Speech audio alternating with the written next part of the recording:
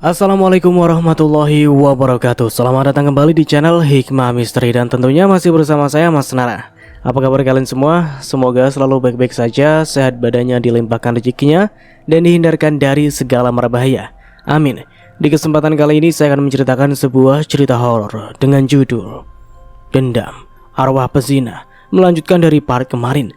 Oke, seperti biasa sebelum ke ceritanya, bagi kalian yang belum subscribe channel ini, silahkan bisa subscribe dulu dan aktifkan lonceng notifikasinya agar kalian tidak ketinggalan cerita dari channel Hikmah Misteri yang akan selalu menggetarkan hati kalian.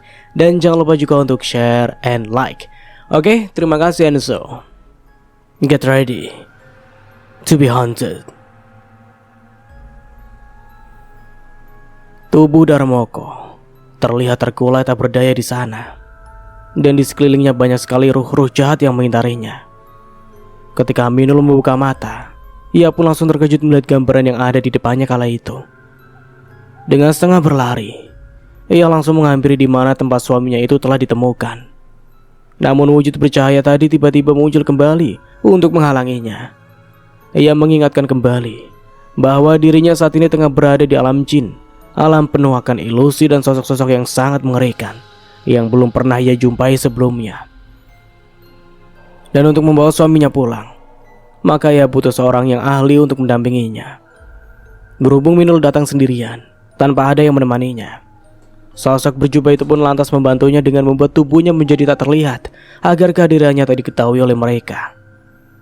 Atas izin Allah, tubuh Minul pun langsung dibawa terbang melayang hingga sampai pada titik yang paling ditunggu, yaitu pertemuannya kembali dengan suami tercintanya itu. Ia langsung mengucapkan sujud syukur kepada Yang Kuasa dan berterima kasih kepada sosok yang telah membantunya tadi.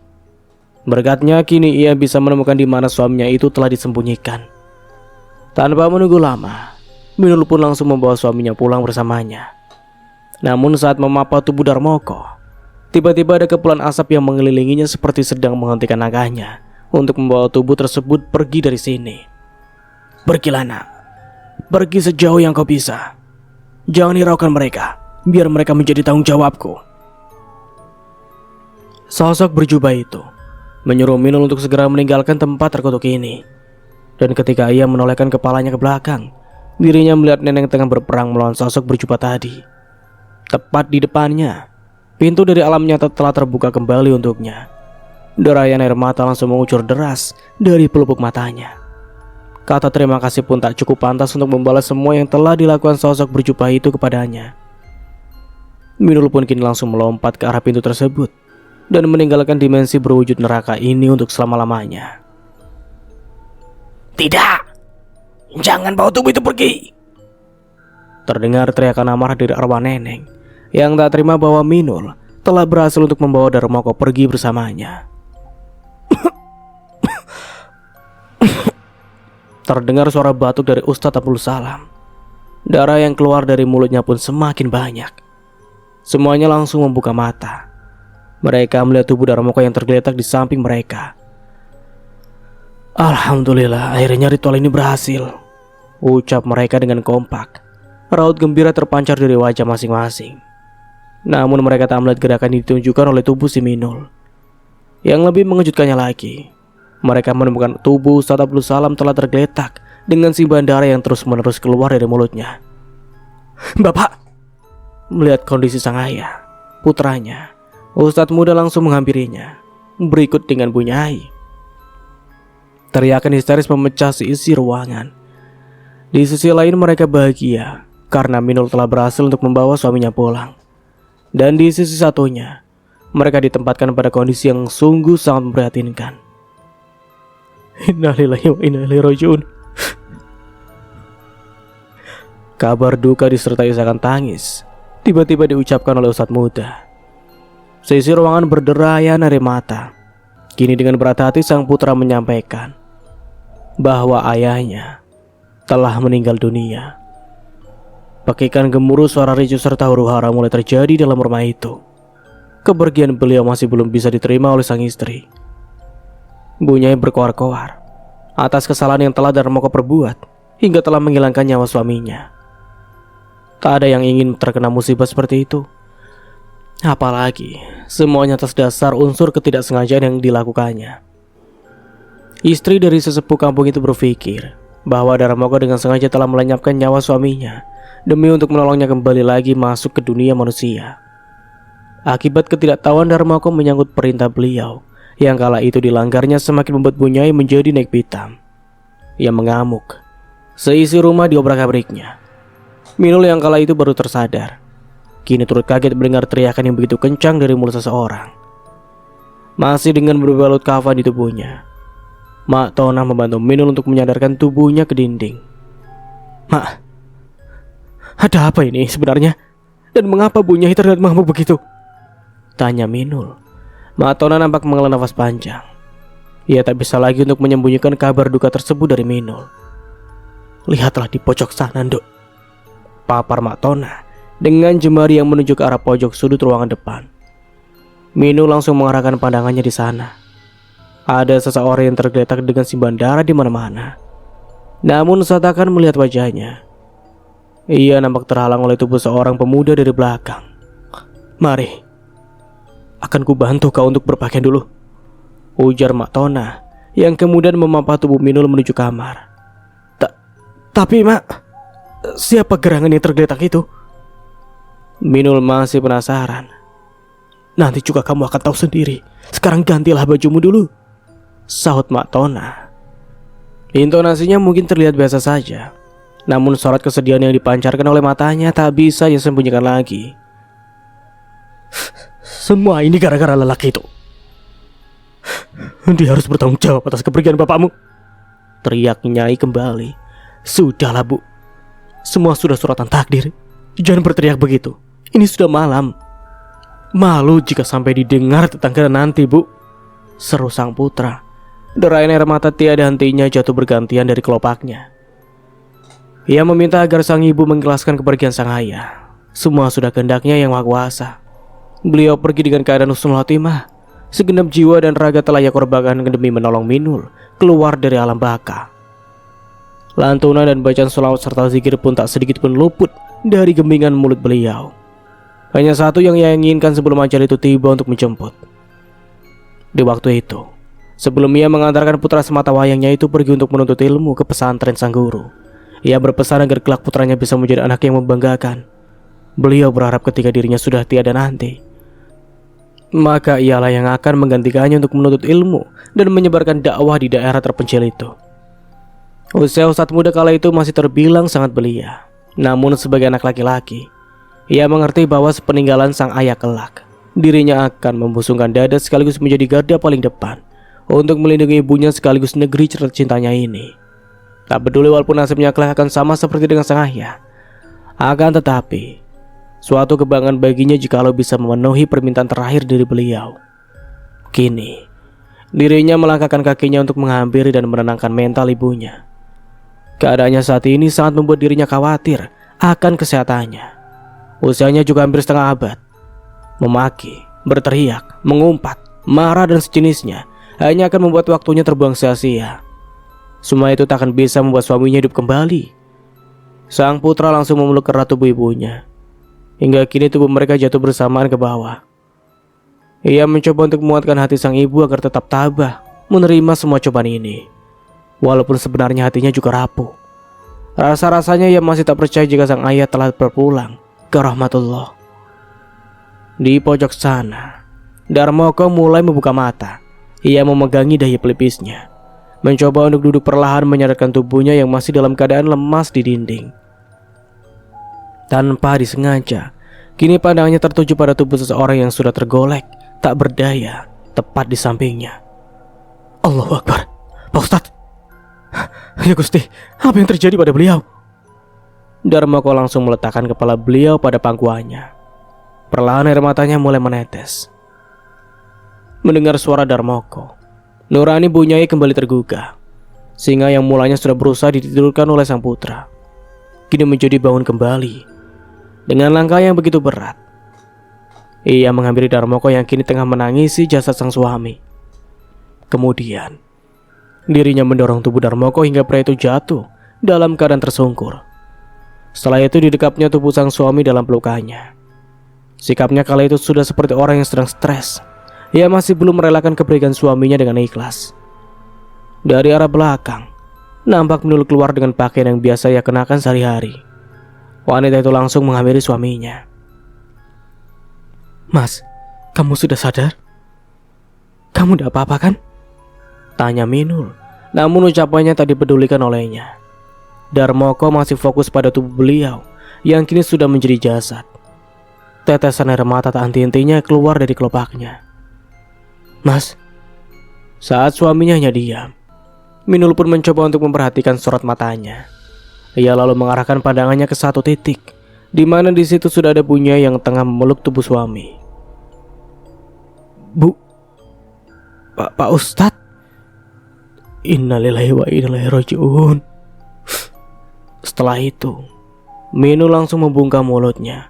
Matanya mulai berkaca-kaca.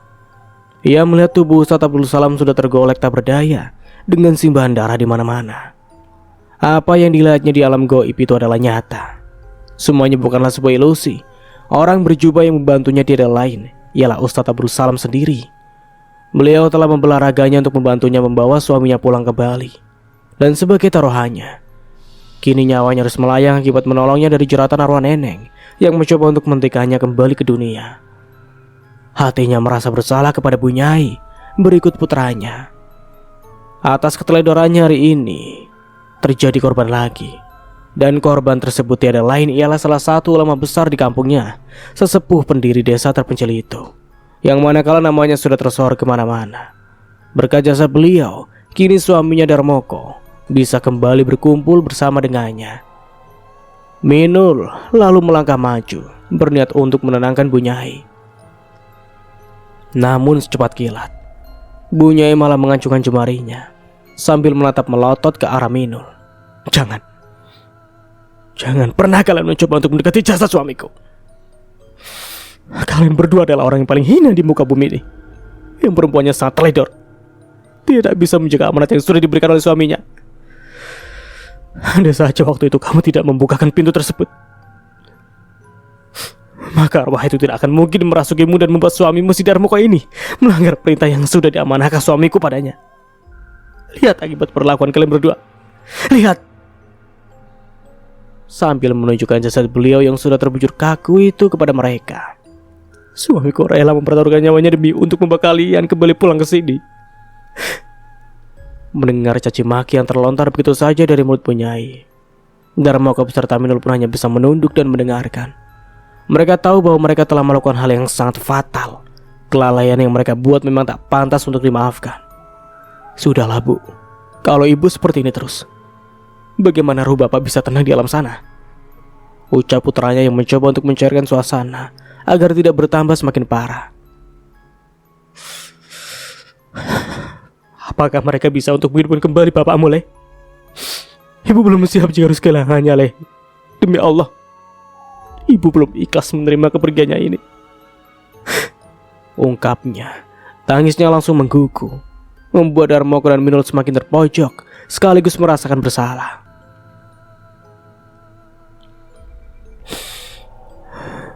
Maafkan atas keteledoran yang telah saya buat ini.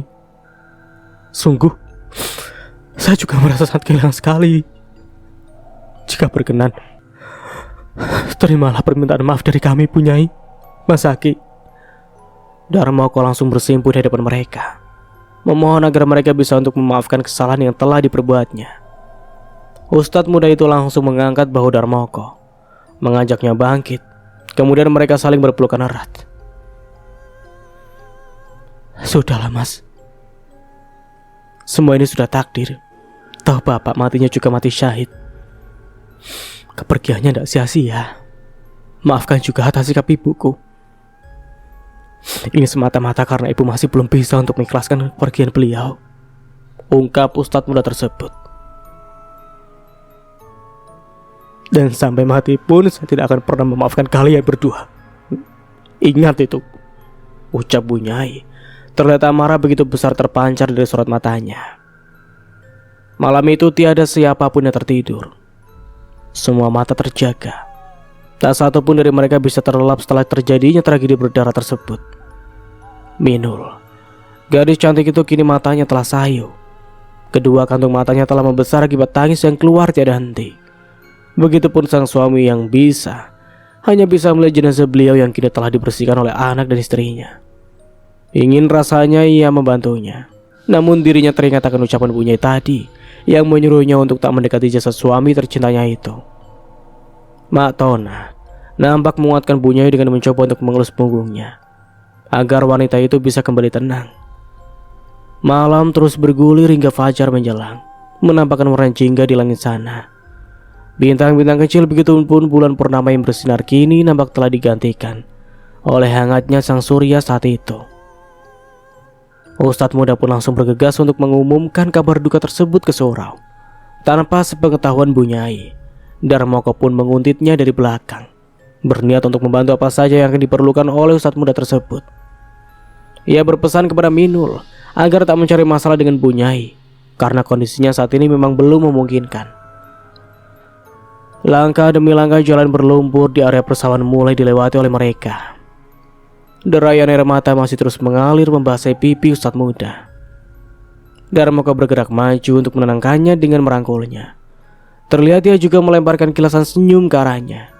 Garis senyum di bibirnya kala itu nampak ia paksakan, karena hatinya masih diselimuti duka cita mendalam atas meninggalnya sang ayah tercinta.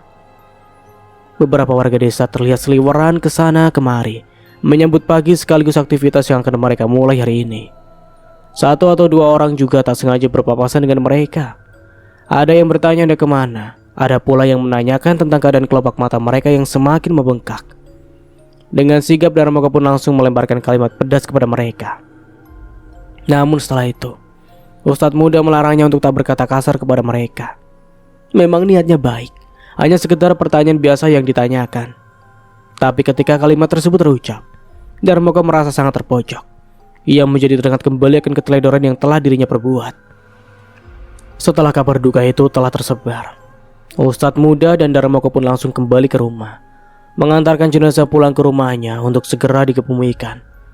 Darmoko menyarankan agar jenazah beliau dimandikan dan dibersihkan saja di rumahnya. Ia akan merasa lega jikalau prosesi memandikan dan mengkafani beliau langsung dilanjutkan di sana. Namun semua keputusan dikembalikan lagi kepada Bunyai. Dirinya nanti yang akan mengambil tindakan atas apa yang dilakukannya dengan jasad suaminya itu. Bu, saya mohon, biarkanlah prosesi membersihkan tubuh beliau diadakan di sini saja. Saya akan merasa terhormat apabila Bunyai menyetujui permintaan kecil dari saya ini. Anggap ini semua sebagai penebus rasa bersalah yang telah saya lakukan bersama dengan Minul, serunya kepada ibu dari ustadz muda itu. Mendengar ucapan tersebut, mata Bunyai langsung membelalak ke arah Darmoko. Apa katamu? Menebus rasa bersalahmu dengan membiarkan jasad suamiku diurus di rumah seorang pembunuh? Iya? Hah? Sampai mati pun aku tak akan pernah sudi untuk memaafkan semua kesalahan yang telah kau perbuat. Kau dan istrimu dengan teganya telah melenyapkan nyawa suamiku. Ternyata amarah itu masih terlihat jelas pada raut wajahnya yang telah mulai keriput. Otot-otot di area mukanya seolah tegang ketika wanita parubaya itu berkata dengan intonasi yang cukup tinggi. Ia masih menyalahkan Darmoko dan istrinya atas kepergian beliau. Bahkan dirinya tetap kekeh untuk membawa mayat suaminya itu pulang ke rumah. Ayo Le, mulai. Ayo nak, pulang, suruhnya kepada sang putra. Sekali lagi maafkan atas perlakuan ibuku ya mas, mbak. Saya mohon sekali untuk memaklumi sifatnya saat ini. Dan untuk ini, saya juga minta maaf karena tidak bisa mengabulkan permintaan kecil mas Darmoko untuk prosesi kremasi bapak saya di rumah ini. Sekali lagi, maaf J mas, mbak, ujarnya kepada pasangan suami istri tersebut.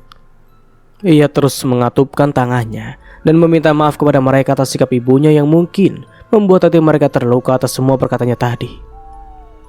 Jangan begitu Mas Zaki. Saya mengerti apa yang tengah Bunyai rasakan saat ini. Harusnya saya minta maaf mas. Sungguh, saya tidak ada niat sedikit pun untuk melukai ataupun bergembira ria di atas penderitaan seorang. Kini Darmoko yang bergantian mengatupkan tangannya, disusul Minul yang kemudian menirukan keran suaminya. Sudahlah mas, semua sudah menjadi kehendak yang maha kuasa. Kita semua juga tidak menginginkan hal seperti ini terjadi, bukan? Tapi kita tidak bisa merubah takdir yang sudah ditetapkan oleh Allah. Tuturnya, kata-katanya sangat bijak, seperti nasihat yang pernah almarhum bapaknya dulu berikan kepadanya. Kemudian ustadz muda pun melangkah pergi untuk membopong jenazah sang ayah menuju kediamannya. Bendera berwarna kuning telah ditancapkan di pagar rumah, pertanda bahwa di rumah itu ada sanak keluarga yang telah meninggal dunia. Beberapa warga terlihat telah berkumpul memenuhi pelataran rumah milik almarhum. Di pojok sana, Darmoko juga hadir didampingi oleh sang istri. Doa dan tahlil pun langsung diadakan, dibacakan dan dipimpin langsung oleh putra almarhum, yaitu Ahmad Muzaki, calon ustadz muda sekaligus orang yang akan meneruskan wasiat bapaknya untuk terus memimpin kampung tersebut dengan dakwah-dakwah yang telah almarhum ajarkan kepadanya semasa hidupnya. Pengetahuannya tentang ilmu agama juga berlimpah ruah, karena dirinya adalah anak didik terbaik dari guru almarhum yang tak lain merupakan pendiri pondok pesantren yang pernah dimasuki. Terlihat di sana Minul ingin sekali bergabung dengan yang lainnya untuk turut membacakan Yasin, sekaligus mengaturkan bela sungkawa atas kepergian beliau.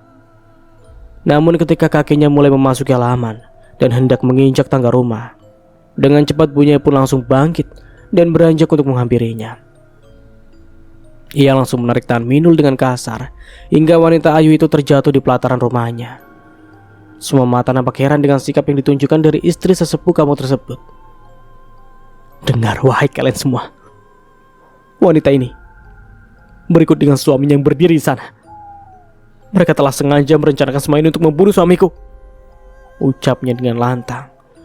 Mereka pun langsung mengalihkan pandangannya kepada Minul dan Darmoko. Beberapa dari yang lain nampak berbisik dan mengomentari atas ucapan yang baru saja dilontarkan oleh Bunyai. Sebagian lagi terlihat tak percaya dengan yang didengarnya barusan.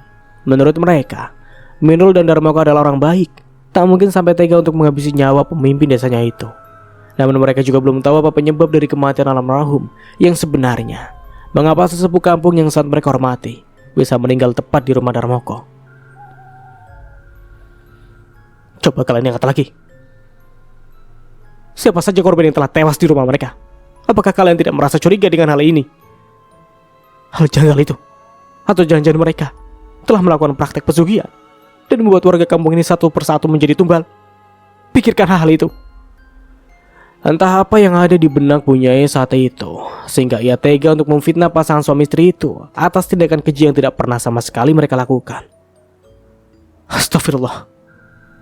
Bohong, semua itu adalah bohong. Kematian beliau tak ada sangkut pautnya dengan kami. Itu sudah kehendak yang di atas. Sungguh, saya dan istri saya juga turut prihatin atas apa yang menimpa almarhum saat ini.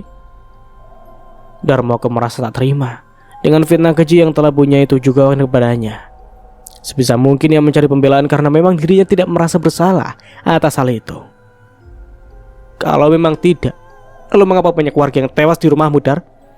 Tempo lalu Marjuki, kemarin Paejo, dan sekarang sesepuh kampung kita, teriak para warga yang lainnya. Kini mereka telah terpancing oleh fitnah keji yang telah dibuat oleh Bunyai. Ayo jawab, Dar. Para warga kini mulai mendesaknya agar memberikan jawaban yang pasti jika memang dirinya benar tidak melakukan praktek yang disebutkan tadi. Percuma, dia tidak akan menjawab semua pertanyaan kalian. Kini kedoknya telah terbongkar, dan pasangan suami istri ini tak tahu akan memberikan alasan apa lagi kepada kalian, teriak Bunyai. Matanya mungkin terlihat berkaca-kaca, namun sungkingan bibirnya menunjukkan bahwa dirinya sangat gembira ketika warga mulai menaruh curiga kepada mereka.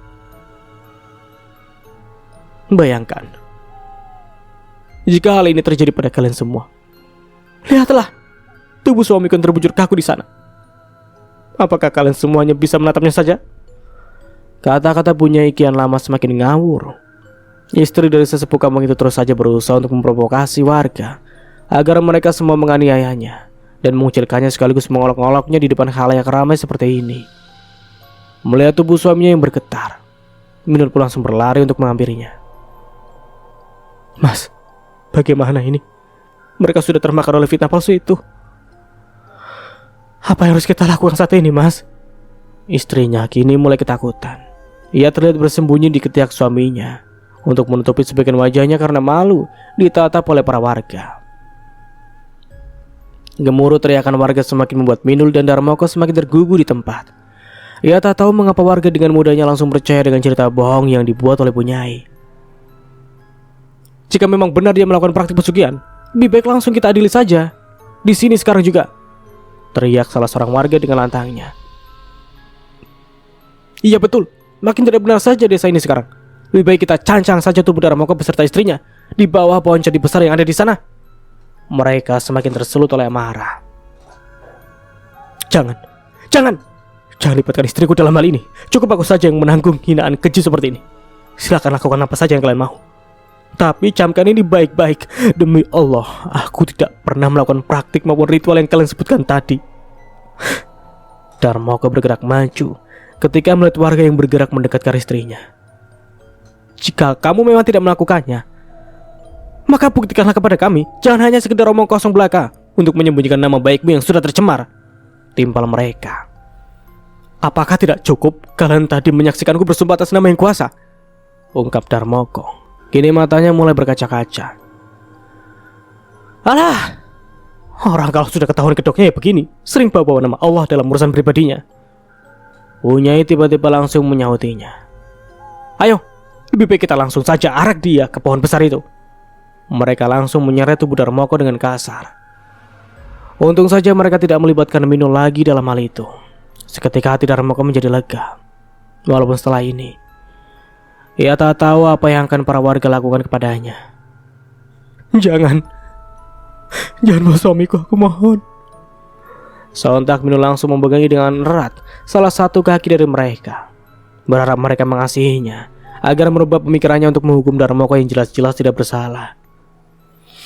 Namun apalah dayanya kala itu, mereka malah melayangkan kakinya hingga tubuh Minul terpental dan jatuh tersungkur ke tanah. Rasakan kalian. Anggap saja itu sebagai pembalasanku karena kalian telah beraninya menghilangkan nyawa suamiku. Sungkingan senyum kepuasan terukir jelas di bibir Bunyai. Tunggu kalian. Tiba-tiba terdengar teriakan dari ustadz muda yang kala itu langsung berlari seusai mendoakan jenazah sang ayah.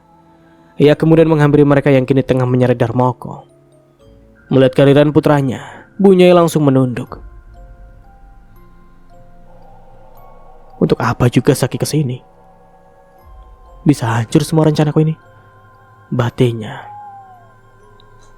Mau kalian bawa kemana Mas Darmoko? Tanyanya kepada mereka. Sudahlah Mas, lebih baik Mas Zaki fokus saja ke pemakanan beliau. Biar pria membuat onar ini jadi tanggung jawab kami. Sentak mereka padanya, agar anak dari almarhum Ustadz Abdul Salam tidak ikut campur dalam urusan mereka. Saya bertanya, mau dibawa kemana dia? Tanyanya sekali lagi, namun dengan suara yang meninggi. Kami akan mengikat tubuhnya dan mencampungnya di pohon jati besar yang ada di sana. Saut para warga serempak. Mendengar hal itu, Ustadz muda langsung terperangah. Beginilah hukum yang berlaku di desa Klerenya ini. Tanpa membuktikannya terlebih dahulu, mereka dengan seenaknya menyeret tubuh manusia layaknya seekor hewan saja. Kampung terpencil ini sepertinya belum mengetahui hukum yang berlaku di dunia ini. Bahkan jika mereka hidup di kota, tindakan yang mereka lakukan ini bisa dituntut dan dipidanakan jika yang dituduh memang benar-benar terbukti tidak melakukannya. Apa alasan kalian hendak mengikat tubuhnya di sana? Kembali Ustadz muda memberondong mereka dengan pertanyaan-pertanyaan yang harus mereka jawab saat itu juga. Sudahlah Le, jangan ikut campur urusan mereka, atau nantinya kamu juga akan terseret dalam masalah yang dibawa si Darmoko ini. Bunyai nampak melarang putra tercintanya untuk tak ikut campur dalam hal tersebut. Sebentar Bu, semua ini harus diluruskan. Jika mereka tidak ada bukti untuk menunjukkan bahwa Mas Darmoko tidak bersalah, mereka tidak bisa dong seenaknya menyeretnya seperti binatang begini. Memangnya kalian tidak kasihan melihat istrinya yang saat ini sedang hamil? Hah? Ustadz muda langsung membuat mereka semua terdiam dengan ucapannya. Orang seperti mereka memang pantas dihukum Le. Sudah jelas-jelas si Darmoko telah melakukan praktik pesugihan. Banyak sekali korban berjatuhan di rumahnya sebelum kau menginjakkan kakimu ke sini. Papar Bunyai dengan tegas. Ia tetap kekeh pada pendiriannya untuk menyebarkan fitnah keji yang dibuatnya kepada warga kampung. Benar apa yang dikatakan Bunyai Mas Zaki. Sudah banyak orang yang ditemukan meninggal di rumah Darmoko. Dan terakhir adalah almarhum bapak Mas Zaki sendiri. Saud salah seorang warga. Apa kalian punya bukti jika Mas Darmoko benar-benar telah melakukan ritual pesugihan itu dan menjadikan orang-orang di kampung kita ini sebagai tumbal? Ingat, jika kalian tidak mempunyai bukti apapun, itu sama saja dengan menuduh dan memfitnah namanya. jelasnya kepada mereka. Kan buktinya sudah jelas toh, banyak warga yang mati di rumah Mas Darmoko, teriak mereka. Agaknya mereka sudah capek karena niatnya untuk menghukum Darmoko saat ini sepertinya tengah dihalang-halangi oleh ustadz muda. Itu bukanlah bukti yang valid untuk menyalahkannya. Bagaimana jika kematian mereka tidak ada unsur campur tangan dari Mas Darmoko? Ia tetap berpihak kepada Darmoko dan istrinya, karena dirinya tahu pasangan suami istri itu tak mungkin melakukan praktik yang mereka sebutkan tadi. Sejauh yang ia tahu, Darmoko dan Minul dikenal sebagai warga yang baik dan teladan. Itu betul Mas Zaki. Demi Allah, saya tidak melakukan pesugihan seperti yang mereka tuduhkan kepada saya. Akhirnya Darmoko buka suara untuk membela dirinya. Sudahlah, tutup mulutmu. Jangan bawa-bawa nama Allah jika sudah ketahuan tertangkap basah. Begini sajalah, biar sama-sama lega. Kita adakan saja sumpah pocong selepas pemakaman beliau. Bagaimana? Setuju? Ujar warga yang lainnya. Mereka menyarankan agar Darmoko bersumpah pocong untuk membuktikan jika dirinya memang benar-benar tidak bersalah. Sumpah macam apa ini? Sumpah ini hanya berlaku di masa lampau. Tidak etis jika zaman sekarang masih melakukan ritual sampah semacam itu. Uang pas Mas Darmoko mengucapkan sumpah atas nama Allah, kalian semua pada tidak percaya kok. Ini malah mengusulkan sumpah yang tidak masuk di logika. Ustadz muda tiba-tiba menjadi geram dengan keputusan yang mereka ambil. Mas Zaki adalah anak muda zaman sekarang. Tak tahu betapa kuatnya efek sumpah pocong setelah dilakukan nanti. Mungkin beberapa dari mereka tidak mempercayainya, tapi kami semua percaya. Dan sebagian penduduk negara kita juga sudah membuktikannya. Lagi pula kan desa kita lagi gembar-gembarnya akan teror sosok pocong berwajah mengerikan. Nah, anggap saja jika Darmoko berbohong, maka pocong itu akan mengantuinya seumur hidupnya. Bagaimana? Mereka malah semakin nekat untuk mendesak Darmoko agar mau melakukan ritual sumpah pocong tersebut. Baiklah, saya akan menuruti usul dari kalian semua, semata-mata untuk membuktikan bahwa diri saya memang benar-benar tidak bersalah. Tapi untuk itu, saya juga mempunyai sebuah syarat yang harus kalian semua penuhi, seru Darmoko. Ia mau untuk menuruti permintaan mereka, asal mereka setuju dengan syarat yang Darmoko ajukan. Baiklah, kalau begitu, katakan syarat apa yang harus kami penuhi, saut mereka. Sebelumnya saya minta maaf kepada Mas Zaki jika perkataan saya ini terdengar lancang. Saya ingin punyai juga turut serta dan mau dalam melakukan sumpah pocong ini bersama dengan saya, tutur Darmoko. Syarat yang dibuatnya membuat para warga bingung untuk mengambil tindakan.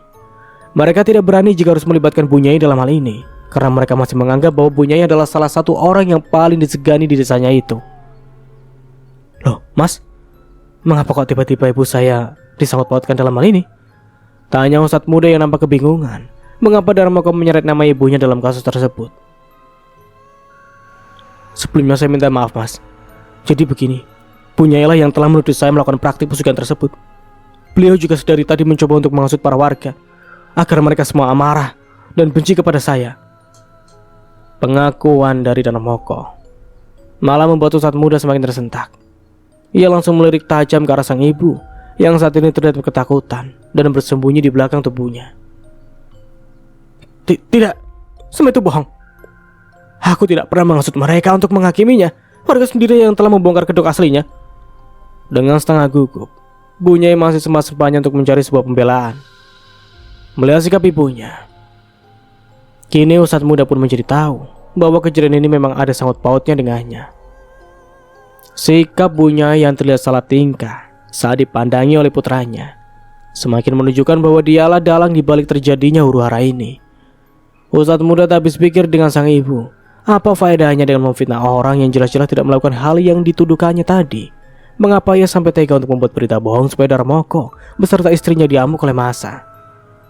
Sekilas muncul dalam benaknya bahwa semua ini ia lakukan dikarenakan rasa sakit hatinya yang dikarenakan belum ikhlas menerima kepergian sang ayah.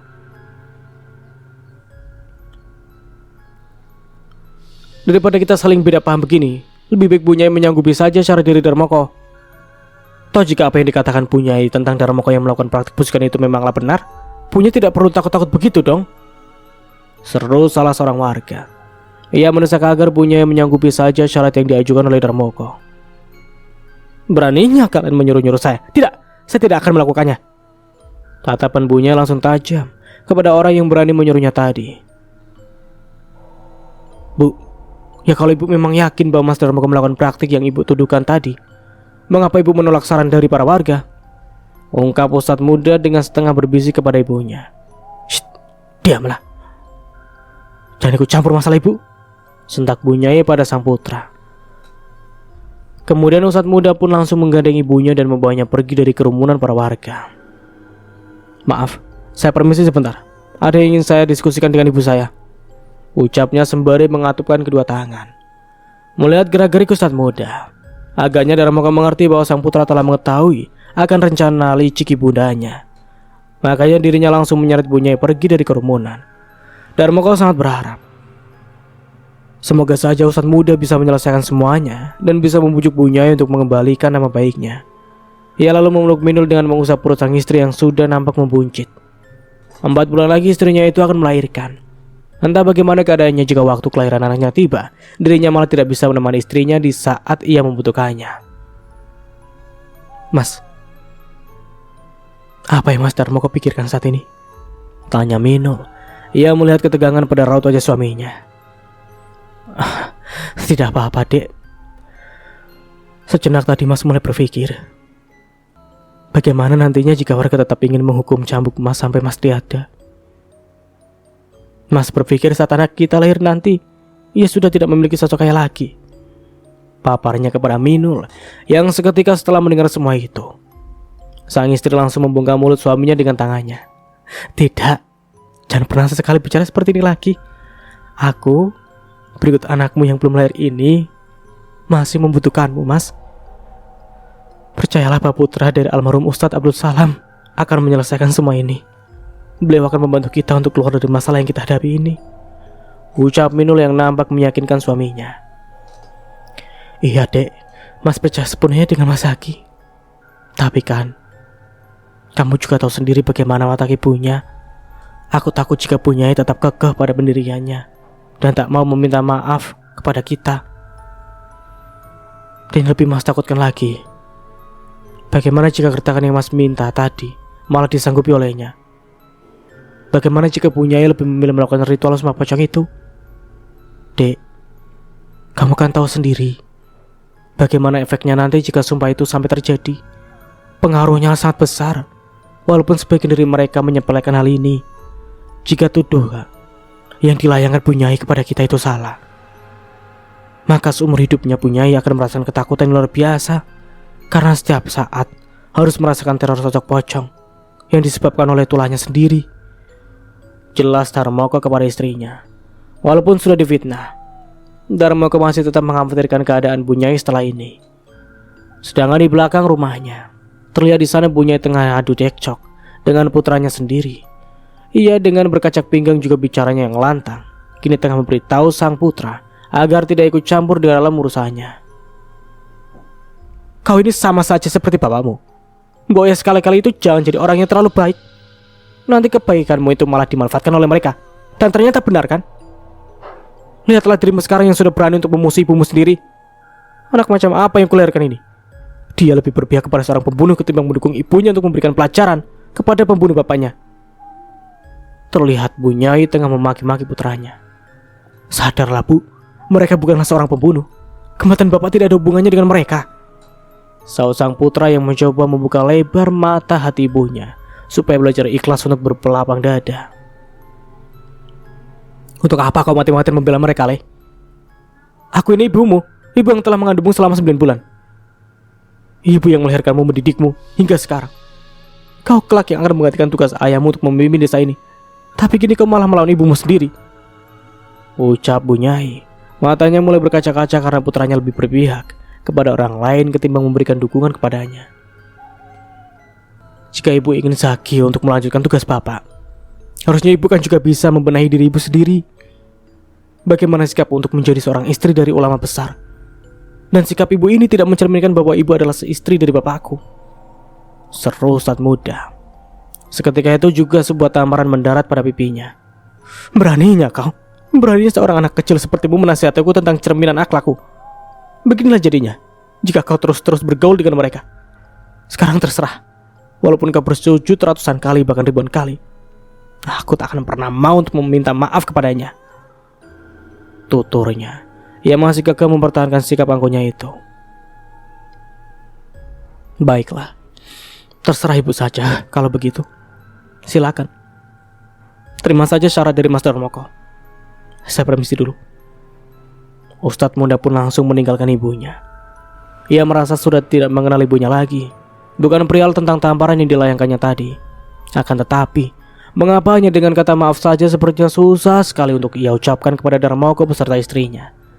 Jika sang ibu bisa mempertimbangkan lagi keputusannya, Ustadz muda masih bisa mengharapkan alangkah baiknya jika ibundanya itu meminta maaf saja dengan mereka daripada menerima tantangan warga untuk melakukan sumpah tersebut bersama Darmoko.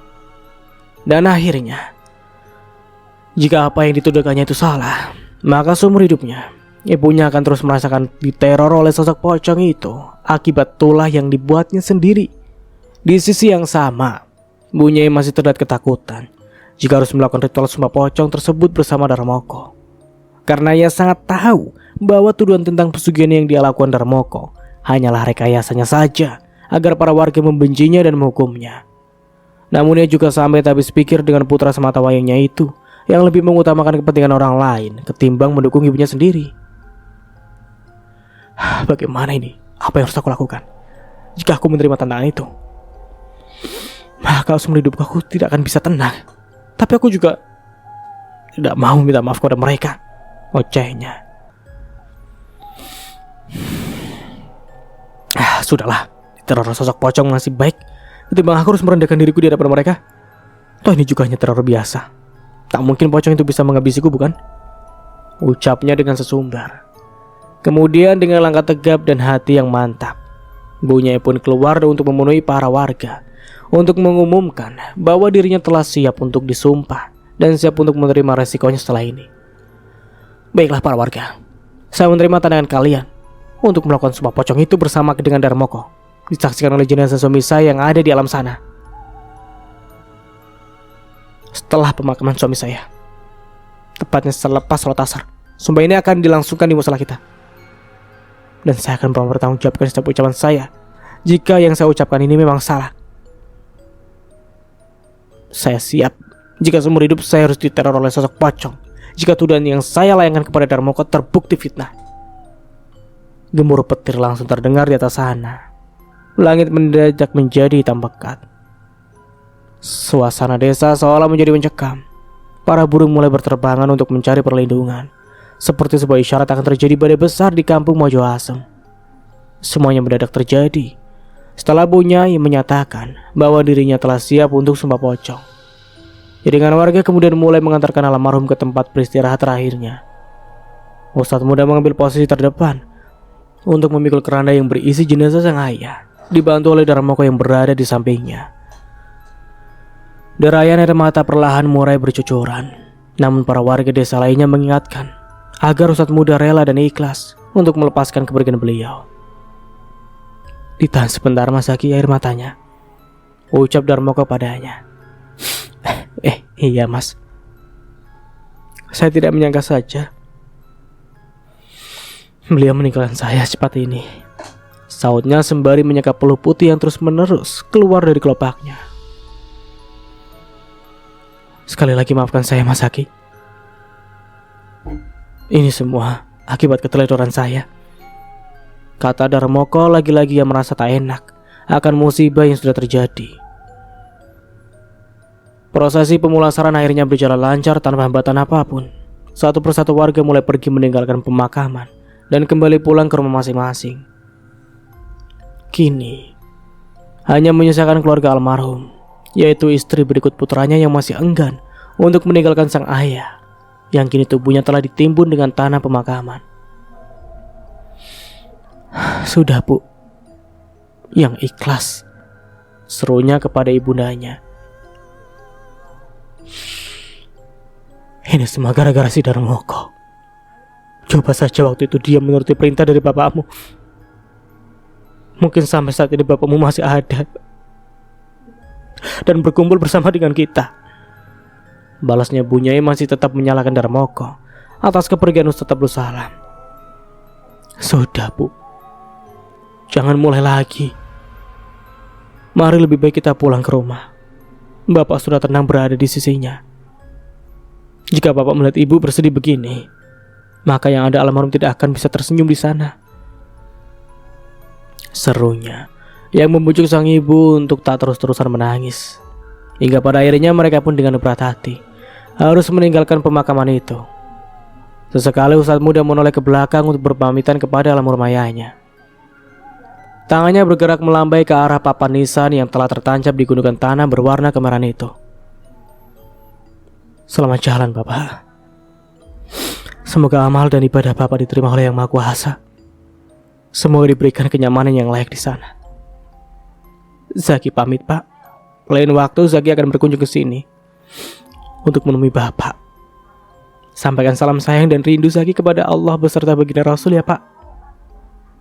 Begitulah isi hati dari Ustadz muda. Langkahnya terlihat begitu gontai. Ia tetap memberi dukungan kepada sang ibu agar bisa tegar dan tabah untuk menerima kenyataan. Meskipun sebenarnya dirinya juga butuh seseorang untuk menguatkannya. Pelataran rumah telah sepi. Hanya ada beberapa orang yang masih menyibukkan diri menyapu halaman rumah Bu Nyai, sekaligus beberes buku-buku Yasin yang masih berserakan di dalam sana. Ibu masuk dulu, cuci tangan dan kaki. Setelah itu beristirahatlah, paparnya kepada Bu Nyai. Loh, terus kamu mau kemana? Tanyanya kepada sang putra. Zaki mau membantu Mas Tarmin untuk membersihkan halaman sebentar, sahutnya. Bu Nyai pun mengangguk kemudian mulai menaiki tangga dan masuk ke dalam rumahnya. Semerbak wangian minyak serimpi disertai bunga setaman masih melekat menyelimuti area ruang tamu tersebut. Sesekali, Bu Nyai menyandarkan dirinya pada dinding, di mana di tempat itu ia biasanya menghabiskan waktu bersama suami tercintanya untuk sekedar bercengkrama membahas soal akhlak dan agama. Sampai akhirnya dirinya pun teringat bahwa beberapa jam lagi ia harus memenuhi janjinya untuk melakukan sumpah pocong di surau sana bersama dengan Darmoko. Seketika hatinya mendadak risau.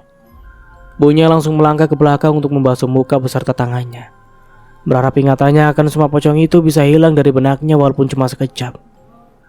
Setidaknya ia bisa beristirahat sebentar sebelum melakukan ritual sumpah pocong itu. Namun apa dayanya, semua tubuhnya sudah terguyur oleh air. Bahkan baju yang dikenakannya pun ikut basah. Tapi tetap saja wajah mengerikan sosok pocong menyeramkan itu masih membayangi pikirannya. Ia terlihat mondar-mandir di bilik kamarnya. Sesekali mencoba untuk merebahkan dirinya di sana, memejamkan mata, seraya tangannya mendekap sebuah bantal guling yang sudah tertata rapi di ranjang itu. Ketika ia mendekap guling itu pada pelukannya, entah mengapa Bu Nyai merasakan mendengar dengkuran kasar napas seseorang. Padahal di kamar itu hanyalah ada dirinya sendiri. Zaki! Ia berteriak memanggil nama sang putra, masih dengan mata yang tertutup. Siapa tahu saja suara tadi adalah suara putranya. Hening. Tak ada jawaban. Zaki? Itu kamu nak? Bu Nyai mengulangi pertanyaan yang sama.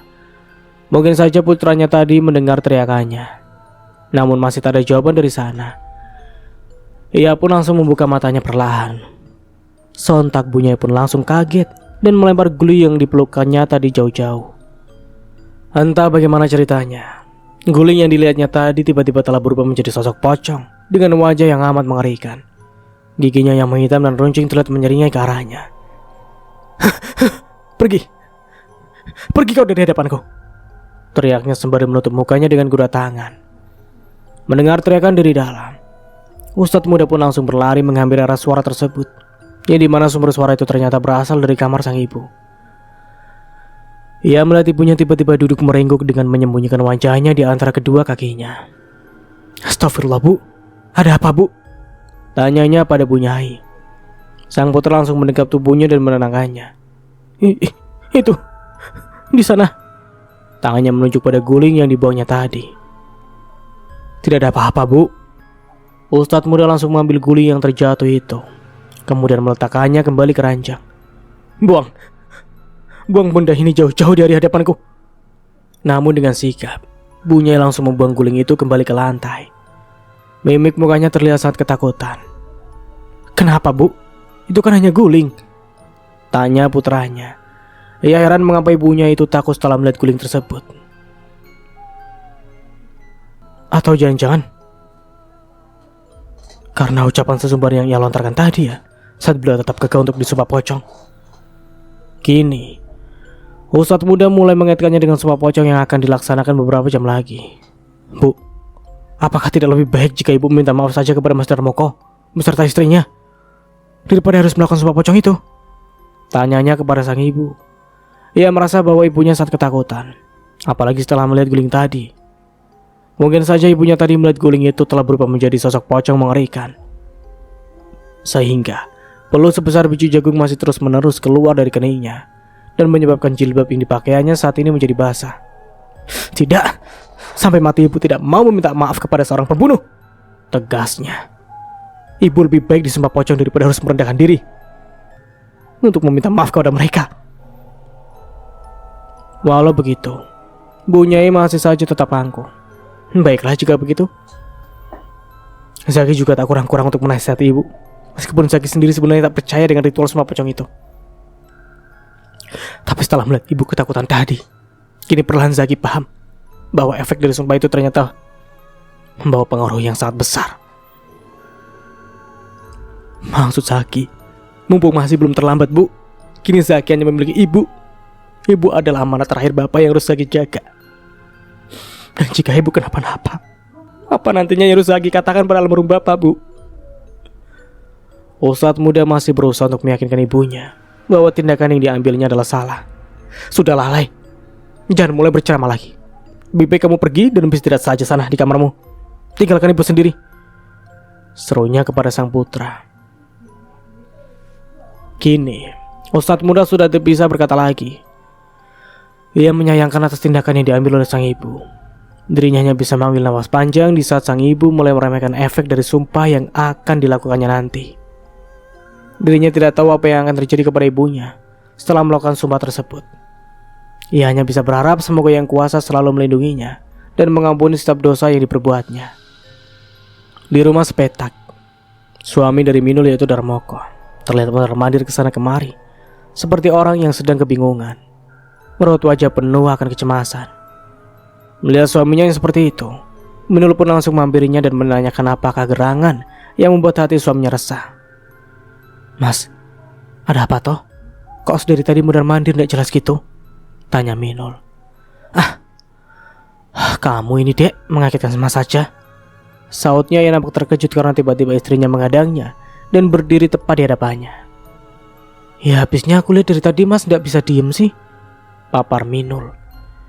Iya ini mas jadi khawatir dengan kata-kata punya tadi, balas Darmoko. Khawatir? Ngapain mas mengkhawatirkan orang yang sudah memfitnah kita? Minul mulai memasang muka jengkel. Ia pun langsung mengalihkan pandangannya. Ya bukan begitu dek. Mas kepikiran saja ucapan Bunyai dengan tegasnya tadi mengumumkan bahwa dia telah siap untuk disumpah pocong. Padahal maksud mas tadi kan hanya menggertak supaya Bunyai mengatakan yang sejujurnya pada warga bahwa kita memang tidak melakukan praktik seperti itu yang dituduhkannya.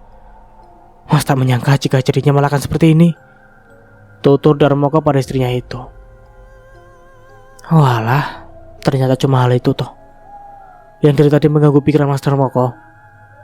Sikap Minul terlihat cuek. Dirinya kemudian berjalan ke depan, lalu mengambil posisi duduk di kursi kayu sembari meneguk air yang ada dalam gelas. Sudah mas, biarkan saja. Toh dia juga menyanggupi kan?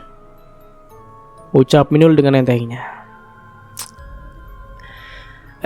Iya sih, tapi mas jadi kasihan bila sumpah itu jadi dilaksanakan dek, seru Darmoko. Kini dirinya menyusul istrinya dan duduk bersebelahan dengannya. Kasihan bagaimana maksud mas? Kening Minul mulai mengerut. Ia menatap lekat wajah suaminya. Ya kasihan dek, kalau ucapannya terbukti salah kan Bunyai juga harus menanggung resikonya, saudara Moko. Mas kasihan sama dia. Dia saja tadi tidak kasihan kok pas mas diseret, diarak oleh warga yang hendak mengikat tubuh mas di bawah pohon jati itu. Untuk apa juga kasihan kepada wanita iblis macam begitu? Dia itu tidak punya hati mas. Hatinya sudah tertutup oleh amarah. Dengan seenaknya dia memfitnah kita telah melakukan pesugihan hanya karena Paijo dan suaminya yang secara kebetulan tewas di rumah kita ini. Minul mengoceh tidak henti. Kata-kata barusan seolah tengah mengolok-olok sikap Bunyai yang telah dilakukannya pada suaminya tadi. Ia masih sakit hati atas tindakan Bunyai tentang fitnah keji yang dibuatnya untuk menghasut para warga agar membenci dirinya dan juga Darmoko. Istri seorang ulama besar kok kelakuannya bejat kayak iblis begitu. Tambahnya lagi, astagfirullah dek, nyebut kamu itu sedang hamil. Jadi jangan ngomong sembarangan. Nanti ucapanmu akan ngaruh pada janin yang ada di perutmu itu. Sentak Darmoko sekaligus mengingatkan istrinya agar tidak berkata sembarangan saat sedang mengandung. Astagfirullah, iya mas. Iya, maaf aku hilaf. Emosi saat aku tadi dibuatnya. Seru Minul sembari mengelus perutnya. Seburuk-buruknya seseorang, mas minta tolong jaga lisanmu. Biarlah itu menjadi urusan dia sama Allah. Terlihat Darmoko yang mencoba untuk memberitahu istrinya.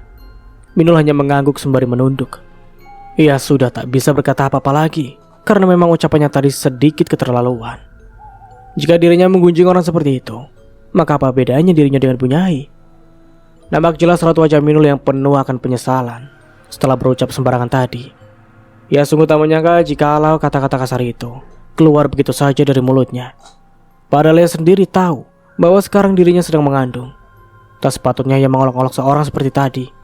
Bahkan dirinya sendiri saat ini juga merasa belum menjadi istri yang sempurna bagi Darmoko.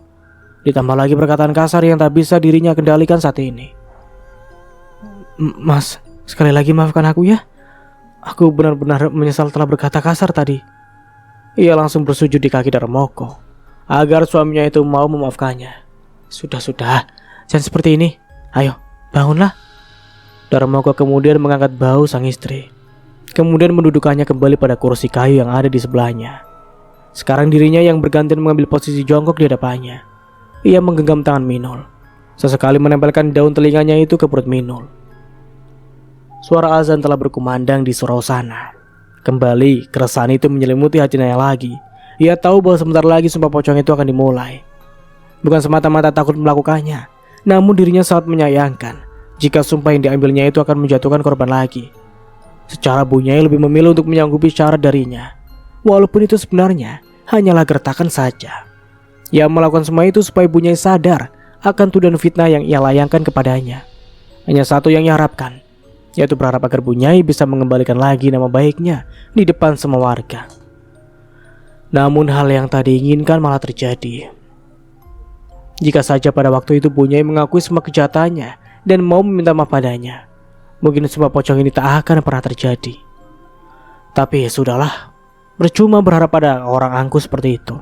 Jangankan kata maaf, bahkan sampai saat ini pun Bunyai masih terus menyalahkannya atas kepergian suaminya.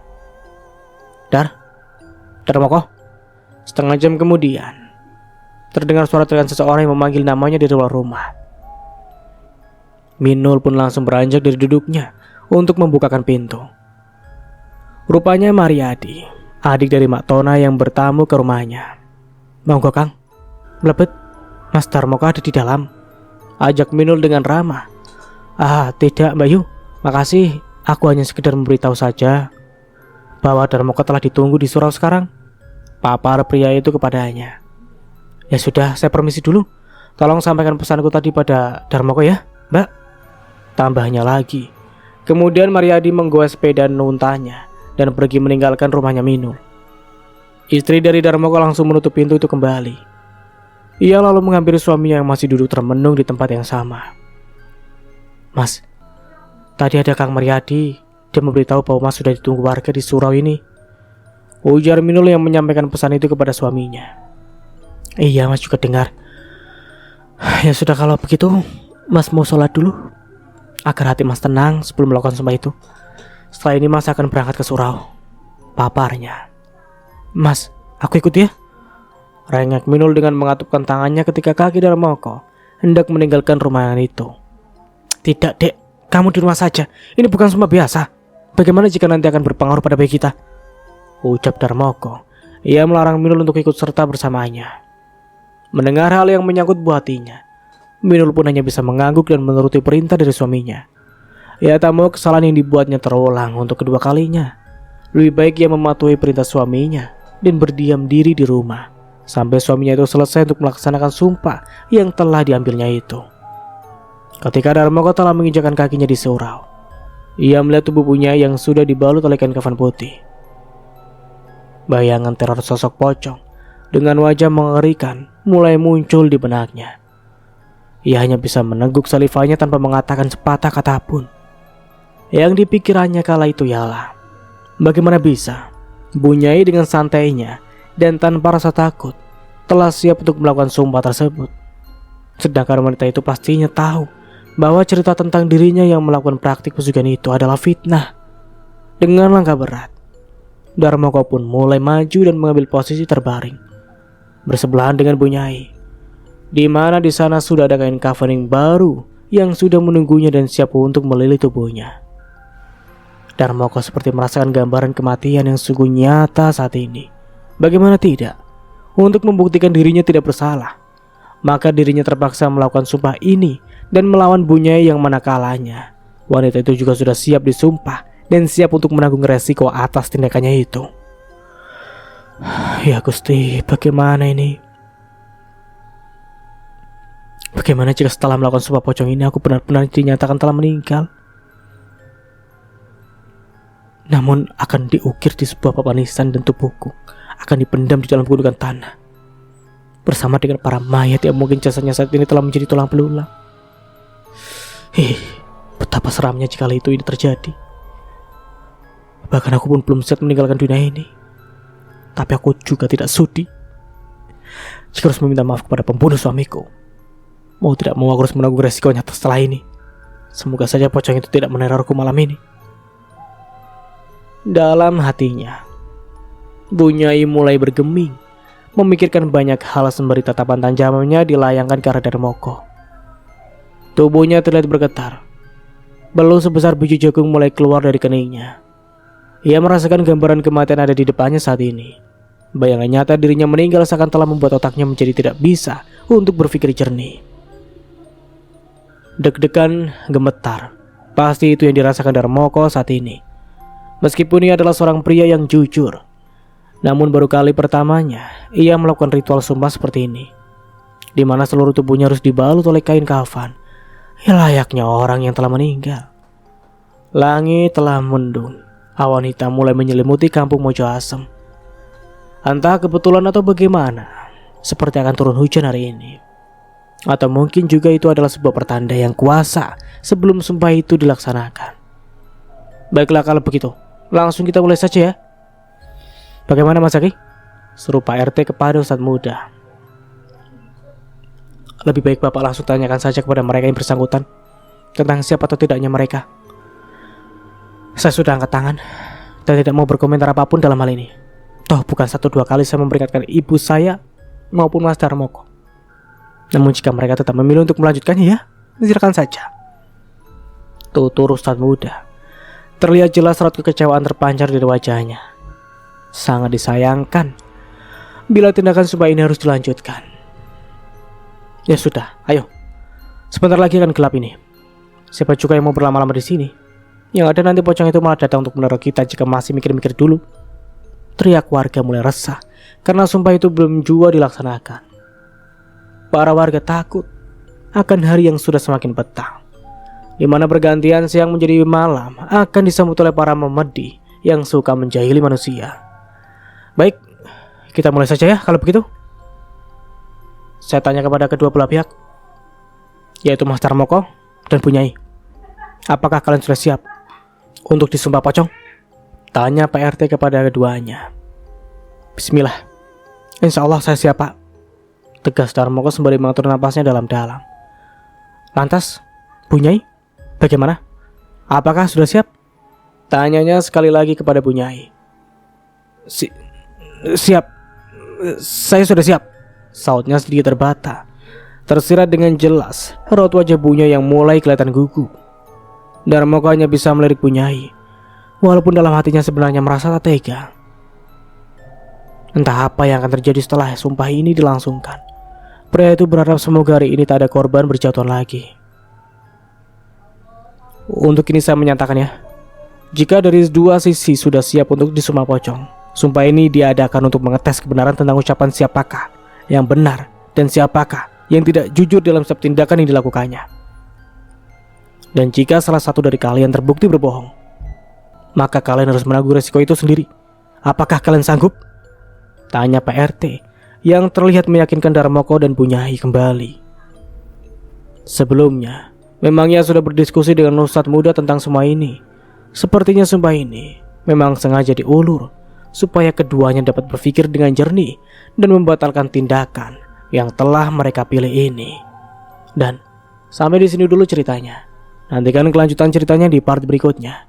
Dari saya mohon maaf bila ada salah kata atau dalam penyampaian cerita. Dari kata, wassalamualaikum warahmatullahi wabarakatuh. Sampai jumpa di video berikutnya. And bye-bye.